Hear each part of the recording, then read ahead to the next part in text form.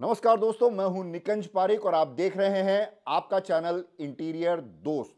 इस वीडियो में हम टाइल जो लगाते हैं हम लोग, विट्रीफाइड टाइल समझ लीजिए या सिरेमिक टाइल फ्लोर पे, उसके बारे में बात करेंगे। तो काफ़ी बार आपने देखा होगा कि हम टाइल लगाते हैं और टाइल ऐसे पॉपअप करके बाहर निकल जाती है, उतर जाती है। अब आप मान लीजिए आपने पूरी एरिया में टाइलें लगाई और अगर एक टाइल निकल गई तो आप मान के चलिए कि वो पूरी टाइलें कभी ना कभी आने वाले 6 महीने से लेके साल भर में वो टाइलें सारी निकल जाएगी।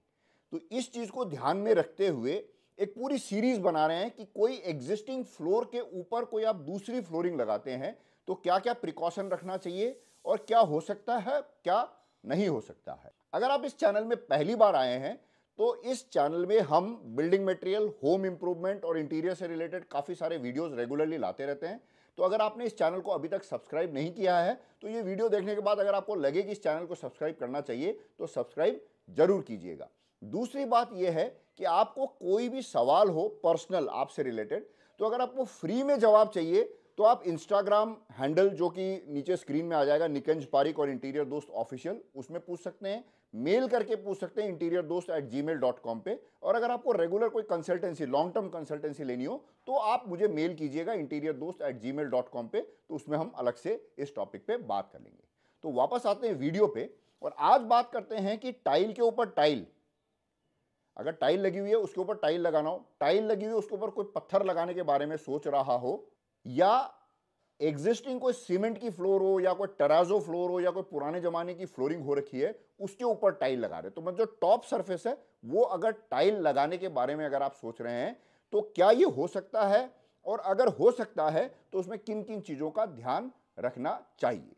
सबसे पहले बात करते हैं टाइल के ऊपर टाइल लगाने के लिए। तो टाइल के ऊपर टाइल आराम से लग सकती है, लेकिन सबसे इंपॉर्टेंट चीज है इस चीज का ध्यान रखना कि जो एग्जिस्टिंग टाइल है, जो अभी जो टाइल लगी हुई है वो मजबूती से लगी हुई है, कहीं उसमें कोई पोलापन तो नहीं है।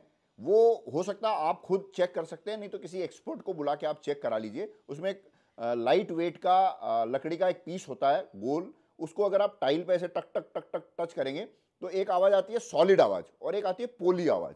तो अगर आपकी पोली आवाज आ रही है तो आपको टाइल के ऊपर टाइल नहीं लगानी चाहिए, क्योंकि देखो मजेदार बात क्या है, आपने टाइल है, टाइल के ऊपर दोबारा से टाइल लगा दी, लेकिन जिस चीज के ऊपर आपने टाइल लगाई वो लूज हो गई या वो निकल गई तो अपने को ज्यादा तकलीफ हो सकती है, फिर पूरी उतार करके दोबारा से आपको फ्लोरिंग लगानी पड़ेगी। दूसरा ऑप्शन है कि आपके यहां पे पत्थर लगा हुआ है, मार्बल लगा हुआ है, कोटा स्टोन लगा हुआ है या कोई भी स्टोन की फ्लोरिंग लगी हुई है, उसके ऊपर आप सोच रहे हैं कि हमें टाइल लगानी है। तो फिर वापस यही टॉपिक है, पत्थर के ऊपर टाइल लगाना रिलेटिवली काफी सेफ डिसीजन माना जाता है, क्योंकि पत्थर में खुद में एक वजन होता है और जो लगा हुआ होता है तो धीरे धीरे सेट हो जाता है। लेकिन अनफॉर्चुनेटली जिसने आपके यहाँ पे पत्थर लगाया था पहले व्यक्ति ने, और उसने पत्थर ढंग से नहीं लगाया या किसी कारण से जो नीचे का जो मोटार है या एडहेसिव है या सैंड सीमेंट का जो मोटार है वो फेल हो गया, अब आपने उसके ऊपर टाइल लगा दी और नीचे वाले पत्थर ने कोई डिस्टर्बेंस दिखा दी तो भी आपको दिक्कत आ सकती है। तो बेस फ्लोर चेक करना बहुत जरूरी है। बेस फ्लोर अगर सॉलिड है तो आप आराम से टाइल लगा सकते हैं, लेकिन अगर बेस फ्लोर स्ट्रांग नहीं है, मजबूत नहीं है, तो आप टाइलें मत लगाइएगा। अब बात करते हैं कि आपने जब मकान बनाया उस समय मान लीजिए कोई टेराजो फ्लोरिंग या सीमेंट की कोई फ्लोरिंग या चिप्स वाली फ्लोरिंग बना रखी है या सिंपल आपने सीमेंट फ्लोर करके छोड़ रखा है, अब आप डिसाइड कर रहे हैं कि मुझे इस पे टाइलें लगानी है। तो ऐसी स्थिति में भी जो पहले मैंने दोनों बात बताई वही इस पे लागू होती है कि जो आपका बेस फ्लोर है वो काफी मजबूत होना चाहिए। ऐसा नहीं हो कि जिस चीज पे आप चिपकाएं वही चीज निकल जाए। तो जैसे मान लीजिए टेराजो फ्लोरिंग है, वो नॉर्मली ओवरऑल देखा गया है कि वो काफ़ी मजबूत होती है, मतलब जनरल जो टेंडेंसी, क्योंकि आप समझ लीजिए आज से 40-50 साल पहले टेराजो फ्लोरिंग ज़्यादा होती थी। तो टेराजो अगर हुई हुई है और वो फ्लोर मजबूत है तो आप उसके ऊपर आराम से टाइलें लगा सकते हैं। वो भी आप टाइल एडेसिव से भी लगा सकते हैं, क्योंकि उसमें ऊपर का जो सरफेस होता है वो यूनिफॉर्म होता है। लेकिन अगर आपकी टेराजो फ्लोर फेल हो रही है, जगह जगह से पपड़ियां उतर रही है, निकल निकल के आ रही है बाहर, इसलिए आप अगर टाइल लगाने की सोच रहे हैं तो फिर आप उसके ऊपर डायरेक्ट टाइलें मत लगाइएगा, उसका पूरा हटा करके फिर लगाइएगा। वैसी ही बात सीमेंट में और ज्यादा रिस्की है। जैसे अगर आपने सीमेंट की फ्लोर कराई है तो सीमेंट की फ्लोर जो होती है वो रिलेटिवली थोड़ी कमजोर होती है, बीच बीच में उसमें क्रैक्स आते रहते हैं, उसके लेयर्स निकलते रहते हैं अगर आपने सिंपल सीमेंट की फ्लोरिंग करी हुई है। तो सीमेंट की फ्लोर भी अगर मजबूत नहीं है तो उसके ऊपर डायरेक्ट टाइलें नहीं लगानी चाहिए। और अगर मजबूत है, मतलब आप डबल श्योर कर लीजिएगा कि मजबूत है। मजबूत नहीं है तो पूरी फ्लोरिंग मतलब आपको उसको हटा करके और एक सैंड सीमेंट के मोटार के ऊपर अच्छे से बढ़िया क्वांटिटी में सीमेंट वगैरह लगा करके, ताकि पोली नहीं रह जाए। पोली नहीं रहनी चाहिए, नहीं तो फिर वो जो पॉपअप वाली जो प्रॉब्लम आती है ना, वो आ जाती है।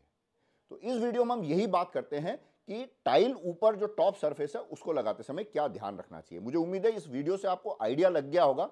फिर भी आपके मन में कोई सवाल हो तो नीचे कमेंट में पूछिएगा, छोटा मोटा सवाल हो तो। और आपकी पर्सनल कोई हो ना, कोई एक स्पेशल इशू की वजह से कोई सवाल हो तो आप इंस्टाग्राम में डीएम कर सकते हैं या मुझे मेल कर सकते हैं। और कोई अगर कोई लॉन्ग टर्म कोई डिस्कशन हो तो फिर आप अलग से मेल करिएगा, उसमें हम बात करेंगे। अब इसका एक दूसरा पार्ट बनाएंगे कि किसी दूसरी चीज़ पे फ्लोरिंग के ऊपर फ्लोरिंग लगानी हो तो क्या प्रिकॉशंस लेना चाहिए, क्या लग सकती है, क्या नहीं लग सकती है। बाकी सारी चीज़ें सब ठीक है। ढंग का खाना खाइए, एक्सरसाइज कीजिए, पैदल चलिए, स्वस्थ रहिए और दुनिया के सबसे प्यारे दो शब्द, जय हिंद।